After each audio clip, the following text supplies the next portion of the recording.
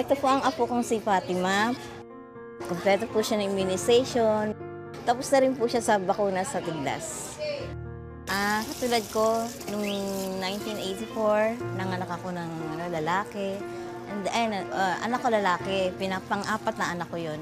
Tapos, nag-uso nga ang German measles dito sa place namin, sa lugar namin. And then, sa lugar namin, maraming mga nagkasakit ng metigdas na bata, may namatay. Yung nakatira sa taas namin, namatay yung bata. Pagkadating ng bata na ibuburol sa amin, nagkasakit yung anak ko. Then 1 week lang, yun, namatay din siya. Yun, Mimi na napakasakit po para sa akin bilang magulang. Kaya, pag may bata po na nagkakasakit ng measles, inaalala ko po, tinutulungan ko po kung paano gawin, na gano'n, na kailangan talaga may vaccination ng measles ang bata. Naging magkaibigan kami ni Helen kasi kapitbahay ko siya. Nagkakaroon kami ng kwentuhan tungkol dun sa pangyayari na yon. Malungkot para sa kanya yung pangyayari. Ngayon, si Helen, kaibigan ko, kasama ko siya sa kung anumang mga... ngayon, sinama ko siya sa programang ito para din makatulong.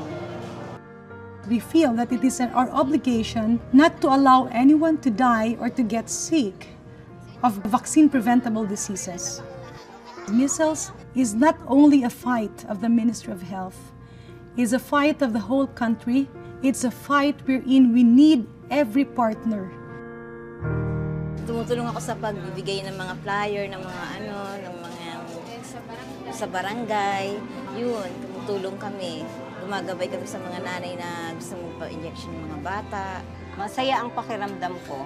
Dahil ang pakiramdam ko, parang sariling anak ko na rin yung aking tinutulungan at binibigyan ng service.